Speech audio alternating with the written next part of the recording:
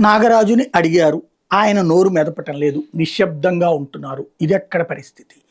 ఈనాడు, ఆంధ్రజ్యోతి రాసే వార్తలు. ఏం చెప్పాలి ఆయన? ఎందుకు తీసుకొచ్చావు? ఆయన ఎందుకు తీసుకొచ్చాడు?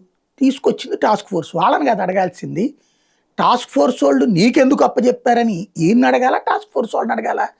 జగ్గయ్యపేట కేసులో తీసుకొచ్చి నీ దగ్గర ఎందుకు పెట్టుకున్నారు నాగరాజుని అడగాల, జగ్గయ్యపేట పోలీసులను అడగాల?